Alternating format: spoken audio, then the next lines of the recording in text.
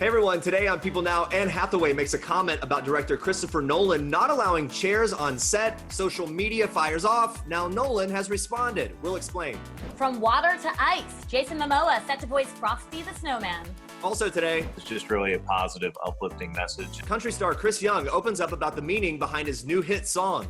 And we're in the kitchen with Queer Eye star Antoni Porowski. Plus, I'm so embarrassed to tell you that I did not even know what the Babysitters Club was. It happens. Alicia Silverstone gets us up to speed on the remake of the Babysitters Club on Netflix. All that and more today on People Now. Let's go.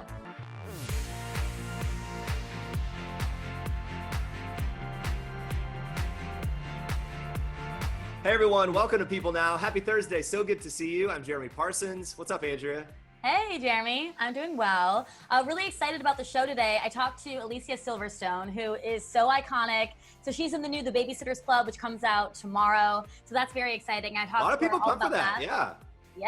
Yeah, I'm pumped for it. But we have a lot to get to before that. So here's what you need to know and what's trending for your Thursday. Director Christopher Nolan is refuting Anne Hathaway's claim that he has a no chairs on set rule. Hathaway, who worked with Nolan on The Dark Knight Rises and Interstellar, recently told Hugh Jackman during Variety's Actors on Actors series that Nolan, quote, doesn't allow chairs. And his reasoning is, if you have chairs, people will sit, and if they're sitting, they're not working. That's her quote. Hathaway continued, adding, he has these incredible movies in terms of scope and ambition and technical prowess and emotion. It always arrives at the end under schedule and under budget. I think he's onto something with the chair thing. In 2017, Dunkirk actors Mark Rylance and Barry Keoghan told The Independent something similar. Rylance saying in part, quote, he doesn't like having chairs on set for actors or bottles of water. He's very particular. When asked why, Keoghan chimed in, explaining in part, they're distractions, the noise, they're like toys almost, playing around with toys. As for the alleged chair ban, Keoghan said it, quote, keeps you on your toes, literally. So the reason we're talking about it is because there was some reaction. Hathaway's comments sparked the conversation, film critics jumping into action on Twitter. Vulture's Matt Zoller Seitz tweeted in part, quote, I'm just saying this is an odd story that feels incomplete. Critic Jeff Jensen wrote in part, I was on the sets of both The Dark Knight Rises and Interstellar, and I'm telling you, there were chairs. I even sat in a couple. Chairgate. Meanwhile, Nolan's rep, Kelly Bush Novak, responded to the allegations in a statement to IndieWire, writing, quote, for the record, the only things banned from sets are cell phones, not always successfully, and smoking, very successfully. And she added, the chairs Anne was referring to are the director's chairs clustered around the video monitor, allocated on the basis of hierarchy, not physical need. Chris chooses not to use his, but has never banned chairs from the set. Cast and crew can sit wherever and whenever they need, and frequently do. Gigi Hadid may be baby bumping right along, but she's already a pro at hiding her growing bump from her fans. The model went live on Instagram last week with Sophia Rowe to discuss issues surrounding the Black Lives Matter movement. In the video, Gigi keeps her bump out of sight, and according to screenshots obtained by the Daily Mail, a fan commented asking Gigi how she does not have a tummy. The fan adds that she's 4 months into her own pregnancy and calls her bump, quote, huge. Gigi responded with a comment of her own saying this angle and the really baggy jumpsuit make for an optical illusion. She added with a laugh, from the side, it's a different story. Gigi confirmed her pregnancy news on The Tonight Show with Jimmy Fallon back on April 30th. The supermodel is expecting the baby, her first, with her boyfriend Zayn Malik. She's due in September. She opened up on another Instagram Live in May about how her body's been changing throughout her pregnancy. While clapping back at people who thought she was getting injections to fill out her face, she revealed that her pregnancy has made her cheeks fuller. Fans were quick to point out in her most recent Instagram Live that she looks like she has that pregnancy glow. Just a few more months until the baby's arrival. We will, of course, keep you posted on all the details. Jason Momoa is going from water to ice. It's been announced that the Aquaman actor is set to voice Frosty the Snowman in a remake of the classic holiday film about a snowman that magically comes to life. Deadline reports that the film, a joint venture by Warner Brothers and Stampede, will be a mix of live action and CGI. And so far, no plot details have been revealed, but Aquaman alums John Berg and Greg Silverman will produce with Momoa, while Elf screenwriter David Berenbaum will write the screenplay. In a statement, Berg commented on Momoa's casting, saying, quote, from his role as a fearsome count in a land of ice and fire to the oceanic success we all had with Aquaman, it felt only right to realize Jason this time out of snow. And according to Silverman, Momoa is the perfect fit due to his, quote, love, compassion, and a deep connection to Ohana, all of which is a living spirit of Christmas and Frosty. I think this is going to be so cute, Jeremy. I mean, Frosty the Snowman, so jolly. I just think it's going to be great seeing Jason Momoa play this. Yeah, and no, you're right. And kind of the turn for him to become just this very, like, probably like cuddly, adorable character will be a nice turn, I think, for sure. All right, now let's move on to this. Political activist Fannie Lou Hamer, a former sharecropper, became a key voice in voting rights. Her life changed in 1962 when she went to a civil rights meeting organized by her church. At 45 years old, she was unaware that Black people could register and vote. Fannie faced many challenges while registering to vote in her home state of Mississippi, but she wasn't willing to give up just yet. This week, we're honoring Fannie in the latest episode of People and Katy Couric's #SeeHerStory. It's a weekly video series celebrating female trailblazers from the past 100 years. Take a look. Fannie Lou Hamer will be forever known as a woman who never stopped fighting for her rights and the rights of so many of her fellow Black Americans. Your freedom is shackling chains to mine. And until I'm free, you are not free either. To see more of Fannie's and other #SeeHerStory episodes, head to people.com. All right, guys, stay with us. Antoni Porowski tells us how much of the new season of Queer Eye was filmed before it was put on hold amid the pandemic, and we're getting the deets on his adorable foster dog. Plus, we're chatting with Alicia Silverstone and the rest of the Babysitters Club cast about that nostalgic Netflix reboot. Stick around. Make a grown man wanna cry happy tears. Country star Chris Young has been teasing the release of his new song, If That Ain't God, for a few weeks now, and he opened up exclusively to People's Brianne Tracy about what the song means to him and how he plans on celebrating the release. Watch this. It's just such a special song. Like you said, I think right now a lot of people can use this. It's just really a positive, uplifting message, and it's talking about, some of the things in life that you kind of take for granted, whether it's little stuff or big stuff, that you take a minute and look around and you're like, man, if that ain't God, I don't know what is. One of the things a lot of people have kind of rallied around here lately with, just the craziness that is 2020. And, a lot of people being stuck at home is not taking those little things for granted and seeing them for the beautiful moments that they are. And, the first verse of the song talks about walking down, getting a cup of coffee and seeing like a good story on the news about somebody beating cancer. And, I've experienced that in my family with my dad, who had lung cancer, lost a part of one of his lungs and came back and, you'd never know it if you saw him today that he went through all that. And, still lucky to have my dad around and, going out and seeing, a sunset and just not taking it for granted. That's a line that's in the bridge of the song. And little things like that just really made me connect with it. And on top of it, having a beautiful melody and being a lot of fun to sing, it's just something really special. And like you said, I think it's something a lot of people need right now. Do you have anything planned for the song's release? I know it's like kicking off 4th of July weekend. Yeah, obviously we're going to have a couple things going on. As far as me doing like a party, obviously that's a little difficult right now, but I'll celebrate it probably with my friends and family. I'll get some of my close friends together and do like a little, party for that. Cause it's anytime you put out new music, it's something that I'm never going to take for granted. Talking about, kind of the message of the song. I'm really lucky that, as of this year, I've been on RCA for 14 years. And it's just wild to think about that. And it's something that, I'm never going to forget the first time I heard a song on the radio. And every time I hear one on the radio or see somebody saying it's their favorite song, it still does the same thing and gives me the same feeling. So anytime you put out a new single, it's a big deal. Chris also shares that he's been spending his time at home working on new music. The one thing I can definitely do is write a lot, and I really enjoy doing that. So I've just kind of gone headfirst into that with lots of friends and written a lot of music, recorded a lot of music. If That Ain't God is not the only new thing that I've added to my record. So, I've had records before that are like 10 tracks. I've had some that are like 11, maybe 12. This one's going to be more than that. So that's the one good thing. I know a lot of people have been waiting on this record. We've already had 2 singles off of it and haven't put the album out. It's driving everybody nuts because I keep teasing it. So I'm sort of sorry about that, but it's going to be worth it. We can't wait for all of those, and you can check out Chris's new single, If That Ain't God, on Friday, July 3rd.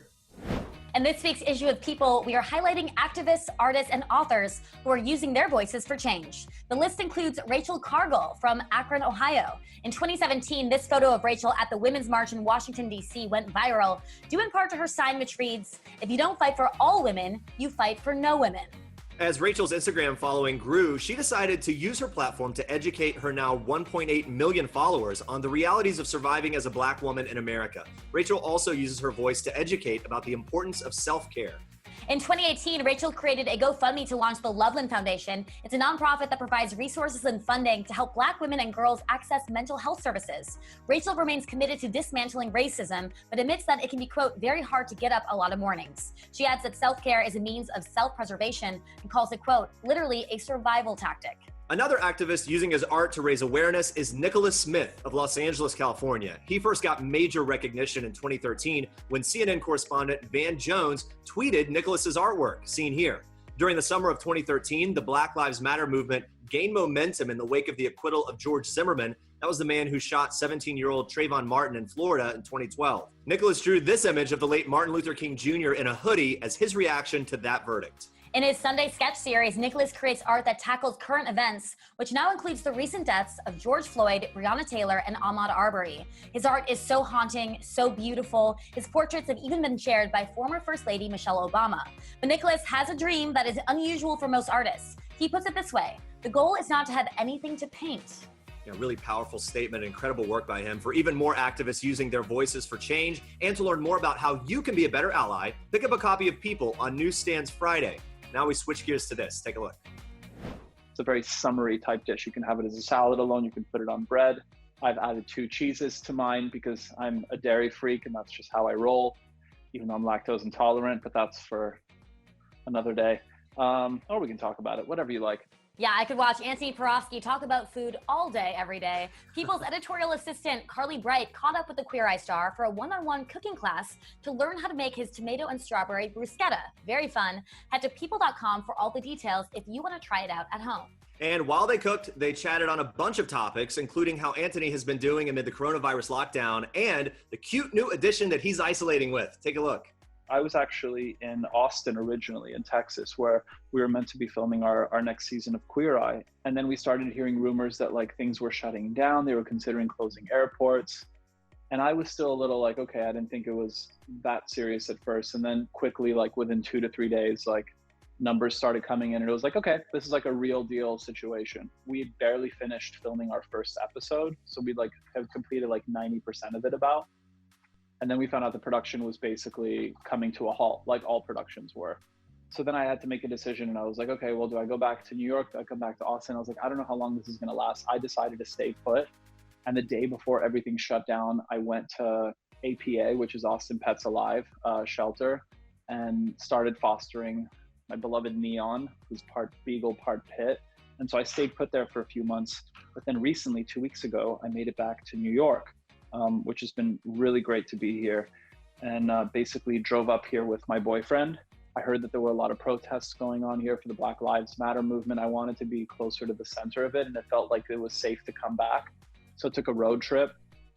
I personally don't feel comfortable flying yet. I'm not there yet.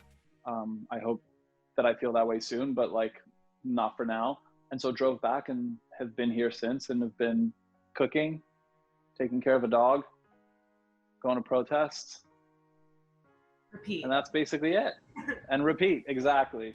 I know that there are a lot of things going on in the world, and these are like very troubling, but also exciting and also eye-opening times. But I think the bright side of it is that my butt's been in the kitchen more than it has been in a really long time. And it's been nice to kind of just to cook for the pleasure of cooking. Whereas I think a lot of my life, especially in the past couple of years, it's either on Queer Eye. And as much as I love doing all that and writing the cookbook and doing all kinds of different projects, it's nice to just cook for the sake of cooking, of not having to put it on Instagram, just like the sheer actual joy of making a meal for someone. And also exploring my foster dog's palate. Not that you asked, but she loves a bone broth. She loves a home roasted chicken. She also likes peels of literally any fruit, but her digestive system does not, so we don't feed those to her anymore. And she loves a salmon skin. I love them too, so we kind of have to share those. Yeah, it sounds like they're really making the best of it. Antoni definitely keeping busy these days, even teaming up with Verizon for their new Verizon Visa card. He told us all about the perks, but not before he admitted why his dad got such a kick out of his partnership with them. Take a look. I called my dad and we had a good laugh. When Verizon reached out and expressed interest in working together, I had to call my dad immediately. Everything is nostalgic and sentimental for me. And up until last year, I was on my dad's family plan for his Verizon deal. And until he had an awkward call where he called me and he was like, son, look, I'm really proud of you with Queer Eye and, you know, the cookbook and like all of your accomplishments and your accolades. I've been paying for your cell phone for 10 plus years. And I think it's time that you start taking care of the bill. It was an opportunity for growth and it was an awkward conversation, but we made it through. And now I'm happy to say that I take care of my dad's Verizon bill. I've been doing a lot more groceries than I usually do, going to a lot less restaurants, but I am supporting small businesses and ordering takeout and delivery, which you get 3% for cash back, which is awesome. For things like gas and groceries, you get 4%, which is really great. You also get 2 and 1% for your Verizon products. If you're like me and you crack your screen on your phone more often than you care to admit, my record was 6 times in 3 weeks, but thank goodness I had Apple Care. It's nothing to brag about, even though I'm saying it in a braggadocious way. It's just embarrassing. I'm 36 years old. I should have my figured out by now, but I don't. And finally, Carly asked Antoni's advice for everyone out there who wants to tackle new recipes while they're stuck at home, but might be a little intimidated since they're not quite experts in the kitchen yet. And in true Queer Eye fashion, Antoni's advice is something that can apply in cooking and in life. I think like with anything, and this is kind of a big picture message with a lot of what's going on in this country and the world right now, is that we're always intimidated or fearful of what we don't know. And I think it's just an opportunity to lean in and educate yourself. Whether there are so many cooking video tutorials on whether it's YouTube or Instagram or IGTV or on like literally any single platform, just like learn about it. As soon as you learn about something, it's not that awkward. It's kind of like, not to get, but if like you're talking about Black Lives Matter with like family members who are a little more conservative, yeah, it's going to be awkward at first. But once you lean into it and you have that conversation, you realize like, oh, it's actually not that awkward and it's important. And we all have to keep on learning, getting out of our comfort zones. Yeah. You know, it's like overall life advice, I think. Some great advice there. For more on Antoni and his delicious bruschetta recipe, head over to people.com. And now watch this.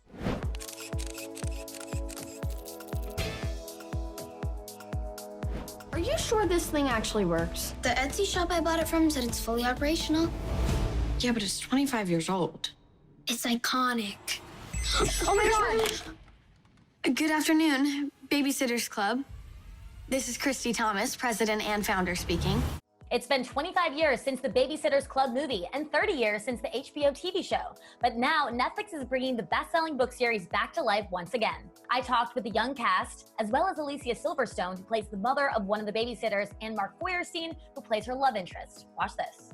You were growing up when the Babysitters Club was super popular. Were you a fan of the series? And if so, was there a character you kind of related to? I'm so embarrassed to tell you that I did not even know what the Babysitters Club was. It happens. Arrived at me at 42 years old. So I didn't know anything about it, but I'm so happy to learn how beloved these books are and how, you know, people are so excited for this to come out and they've been wanting it. And, you know, there's so many books. People love these books. And I was so excited to be a part of something that's so modern and female driven and fresh and wholesome all at the same time. Yeah, talk to me about that too, the being female driven. I mean, it's all about girl power, not just in front of the camera, but also behind the camera. All episodes were written or co-written by women, 8 of the 10 episodes directed by women. Rachel and Lucia are so sophisticated and fancy with the things they've done prior to this. Glow and Broad City. So they have a very interesting, edgy sensibility to them, bringing it to this really wholesome, sweet, lovely story. And I think that they were incredible leaders. I loved working with them. I had so much fun with them. And I also really had so much fun working with this ding-dong, Mark. That's me. Yeah, Mark. So Alicia Alicia wasn't sure, didn't know about the Babysitters Club. What was your history with it? Were you aware of it? So when I got the job, I was so excited because it's my daughter's favorite book series. I grabbed this from my daughter's shelf this morning. They like the graphic novels. I think those were a little easier to read, but whatever, we'll talk about it later. Anyway, the point is they love this book series, and being on set and working with a set of incredibly capable, smart, sophisticated women who are also kind and humane and supportive of each other was really a great experience. And it was just such a warm place to work. And these girls became so close with each other, both on camera and off camera. There was a text chain. They were constantly in touch with each other. And they were just very supportive of each other, like everywhere. There was never any cattiness or fighting. It was just, how can I help you? How can I be there for you? How can I make you better? And they listened to each other and to the great advice and wisdom of Rachel and Lucia and their elders, me and Alicia. I heard that the cast formed these real life friendships, which I think is so special. What are some of your favorite things to do together? We love going to the mall together. I don't know, we always find like fun, new, weird adventures at the mall. Some of the first memories I have of going to Canada for filming was having some of the native Canadians show me around and show me some of their favorite places. So we went on some fun day trips into these really cute little towns and did some shopping and like hanging out by waterfront areas. So that was a super fun memory to make and to form bonds with some of the girls. Leah and I tried to cook. I cannot cook for the life of me. It is actually weird how bad I am at cooking. I'm terrible as well, so. Yeah, she said that after a few months, she goes, yeah, those cookies are still in the freezer. We might just have to throw them away. So we had some really fun moments, and yeah, those were my favorite memories. Were any of your moms or older relatives fans of the series growing up? And if so, I'm kind of curious if that helped you bond more now that you're a part of the show. My mom had always referred to herself as being a Dawn. So I was young and I was curious and I was like, who the heck is Dawn? And I did my research and I figured out that Dawn is from the Babysitters Club, the iconic series. And I got to find out that I had a big box of the books in my garage. And so I hit the jackpot with that and I got reading right away and I absolutely loved it from the very start. My mom kind of was a little too old for that.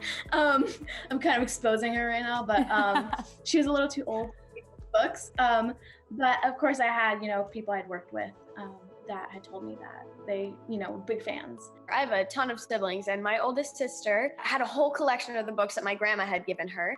And we have like about a 10-year age difference. So it was something that she was able to like pass down to me. And I felt so cool, 6-year-old me, reading the same books as my 15-year-old sister. And my other sister read them with us. And it was something we could bond over, something we could share. And yeah, it was just a big part of my childhood. In elementary school, I read some of the books. I got introduced to them by the Scholastic Book Fairs, which were so much fun. And a lot of my friends that are around the same age as me, and maybe like a year or so older than me, like grew up reading the books, and they flipped out when they found out that I was playing Stacy on the Babysitters Club. So that was something, it was a really fun moment to share with some of my close friends. My parents didn't grow up reading the books because my parents are actually from Japan, but I did read the books growing up with all my friends, and I got messages from them the other day being like, oh, I remember reading them at lunch with you, and I'm so excited. Something I like about the Netflix reboot, it's more diverse than the books. While both of your characters were written as white, can you talk to me about how important it is to you to be able to showcase more diverse representation with this series, especially to younger audiences? I'm Latina, and Dawn was originally described as having, long blonde hair.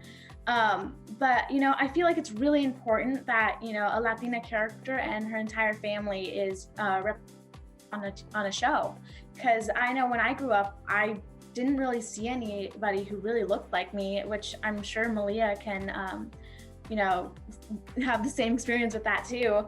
Just great to be in a show where, a Latina is valued for her friendship and her abilities. I remember growing up, I didn't have many people that look like me to look up to, especially on the screen, just like Sochi. I found that I think there was only like 2 people, like persons that look like me, and I was like, oh, that's a real bummer, because I knew one day that I wanted to be up there and I wanted to be that person for younger viewers. I found that now watching series when I'm older and more educated than I was when I was younger, I find that Black people are always portrayed as like criminals or these, I don't know, these people that just, there's no cultural representation. And even though my skin obviously is very much lighter than some of my brothers and sisters, I hope that people will still feel represented on the screen, because I know that this is definitely an upgrade with the book series, which we're all Caucasian. And I feel that living in a society that everyone looks up to is most likely the white male. This is a big group. Well, it's a group of 5 girls who are feminists, and they fight for what they believe in, and they're diverse, which is an upgrade as well. I think it's just beautifully real. You know, my son's best friend last year is African American, and his best friend this year is a combination of Arabic and Chinese. And that's just, he doesn't even think about it. That's just what is. Those are his friends. Those are his best friends. And so it's only natural that Christy, that she would have diverse, I mean, we all have, that's the world we live in. I mean, you hope that's the world you live in, and that's the world that a lot of us live in. So I think it's beautiful that we make sure that it's represented properly. Do you know what I mean? Mm-hmm. Yeah, Mark, what about you? I totally agree with Alicia. Our kids are growing up in a better integrated world, but as recent events have shown us, it's not perfect, and we are not yet living up to the dream that our Constitution states our country should live up to, in terms of all people being created equal and having the right to life, liberty, and the pursuit of happiness. And I was sharing in another interview that my kids the other day, unsolicited, went into the art room in our house and made a Black Lives Matter poster with a fist, and my son grabbed all these quotes off the internet of various victims of police brutality and the things they said, either their last words or other things that they said, and put them in each of the fingers of this black fist. So yes, seeing diversity reflected in the Babysitters Club and characters of Marianne and Dawn is a beautiful thing.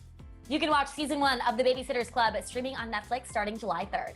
And Monday, we'll have even more of our interview with Alicia, including her take on the upcoming 25th anniversary of Clueless this month. All right, so right now, so many couples, including celebrities, are reassessing their plans for their upcoming nuptials in light of the global coronavirus pandemic. So joining me now to break down all of the celebrity couples who have shifted their plans in the last few months is West Coast People News editor, Ailey Nahas. Hello, Ailey, how are you doing? Hi, I'm doing well. Nice to see you. Yeah, nice to see you too. So lots of weddings to talk about here. Let's start with the big one. Everyone was so excited for what would have been the wedding of the year, Jennifer Lopez and Alex Rodriguez. They got engaged in March of 2019, and they've said that all of their plans are on hold. So Ailey, what was the scoop that people had when it came to the wedding before the pandemic? So yeah, it looked like everything was in place for a summer wedding. And of course, everyone couldn't wait. Who doesn't want to see J-Lo in her wedding dress? And it would have been obviously very glamorous, very star-studded. But at the moment, it's just not the right time, of course. Jennifer actually told Ellen that right now everything's on hold. She's, of course, upset about it, but it's just not the right time to do a big bash. So we will all be ready when that time comes, but it looks like it might even be pushed to next year. So we'll see. Okay, did we have any details on where it was supposed to be, the guest list, dress designers, anything like that? Well, I think we can assume she has some very favorite designers that we might be able to see. I mean, obviously a wonderful relationship with Versace.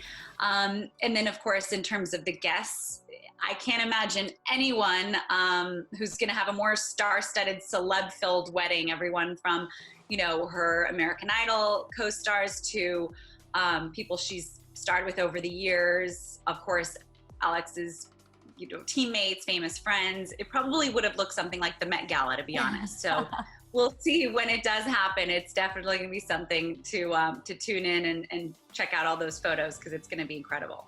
Yeah, and like you said, probably next year, maybe next summer. It looks like it, yeah.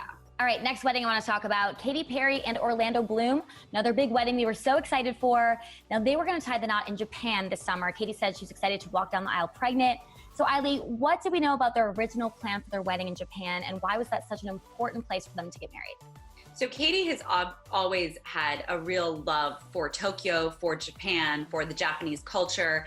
So when it came to picking a venue, she and Orlando got really excited about, they've been there together, and it's a really special place for both of them now as a couple. So they thought, what a perfect venue. We'll do a destination wedding. Their friends had already booked their tickets. Everything was in place for an April wedding. And it really got to a point where, amidst all of the COVID-19 pandemic, it just became not only dangerous for people, the guests, to fly into the wedding, but also for Katy herself, who of course is expecting a baby girl with Orlando, her first daughter, so first child. So it really was kind of a no-brainer to push the wedding back. And at this point, Katy and Orlando are going to wait until after their little girl arrives. I'm assuming they'll have a nesting period before they actually start replanning the wedding. And we'll see if they go back to Tokyo. They could end up doing something here. She's from Santa Barbara, which was also a beautiful wedding location. Lots of beautiful places to get married in Santa Barbara. So we'll see after the baby comes. Okay, so they're waiting till after. No plans of a mini Moni or anything like that? Not as of now. I think the main focus is on this impending birth, which is coming up very soon. All right, another celebrity wedding that keeps being rescheduled. Taraji P. Henson and her fiance, Kelvin Hayden, was originally set for April. They pushed back the wedding date twice already, first saying June, then saying July. So what's the latest update with them? So right now there is no new date. She had hoped to have a spring wedding. She's excited to get married. But again, like many couples, they just want to do it right. And if it doesn't feel like this is the appropriate time, they're gonna give it a beat and revisit it. So yes, as much as she was very much looking forward to a spring wedding, she's going to wait, and we will see what they choose to do.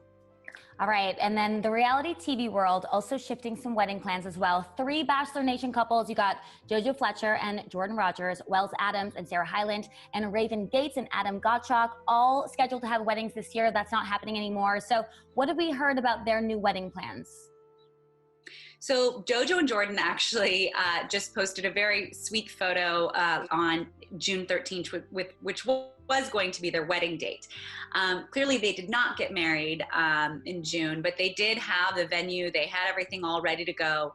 But as the date got closer, it just became evident that this was not going to be the wedding of their dreams as things stand with the state of the pandemic. So they are going to push it back till 2021. So we are going to have to wait for that one. This has obviously been a much anticipated wedding. JoJo and Jordan are a beloved couple in Bachelor Nation. So everyone was very excited, and they've been engaged for a few years already. So everyone has been ready to see this, but we'll have to wait until 2021 for what I'm sure will be an absolutely beautiful wedding.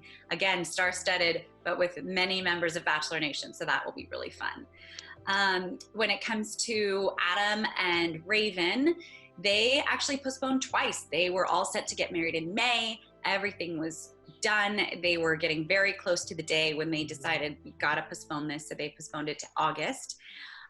Once again, it has been postponed. So it looks like they are also gonna wait till 2021, which I personally spoke with Raven and Adam several times over the last few months, and they were so excited for the big day and to say their I do's.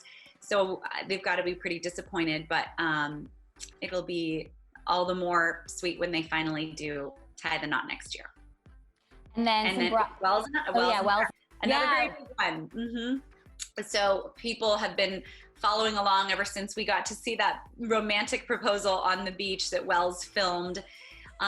They were very excited to do a summer wedding. Right now, the plans have kind of been put on hold in terms of a big wedding, which is what they wanted to do. They've got a lot of friends and a lot of people that wanted to see them tie the knot, including, of course, Sarah's Modern Family cast, Wells's Bachelor friends, and then their shared friends and family. So as of now, they have tabled the traditional plan, and we'll see how things lay out. Yeah, and it's affecting people from all different TV shows in the Bravo world. You have Real Housewives of Orange County star Vicki Gunvalson, Real Housewives of New York star Tinsley Mortimer, along with Vanderpump Rules star Lala Kent. So what do we know about their wedding plans? Similar situation. Vicki had a April wedding planned, and of course that was at the height of the scariness of everything going on. So she did postpone that, and she was heartbroken really to do that, but she did. And then we have Tinsley Mortimer, who also had a wedding date set, but is postponed it as well. They had actually been looking at doing a destination wedding in the spring, so that obviously would have been a near impossibility. So they're going to table that. And Lala had a wedding set for early June, and that one obviously didn't happen either. Yeah, and of course, there's so much going on right now, a lot of uncertainty. It's very difficult times for a lot of people. So I want to end with Today Show anchor Hoda Kotb, whose own wedding had also to be postponed. She said that wedding planning is no longer top of mind for her and her fiance. And she said, quote, "So if you're planning a celebration and you're wondering when it should be, just be lucky you have a celebration to plan." What do you think of that statement, Eileen? That is such a beautiful way of putting it. And I loved Hoda's words on it earlier. She said, you know, they're postponing it, but she said, I've waited long enough, you know, I can wait a little longer. Of course, you know, this is a very momentous occasion for her, but I think it was a beautiful way of putting it of, you know, look, there's so many other things to be concerned about. I do have this love in my life. We have 2 beautiful children together. We will get married, and it will be the perfect occasion when the time is right. So I do think that was a wonderful way of putting it. Yeah, it's very beautiful. Well, thank you so much for joining us, Eileen. Of course. I'd love to talk weddings anytime.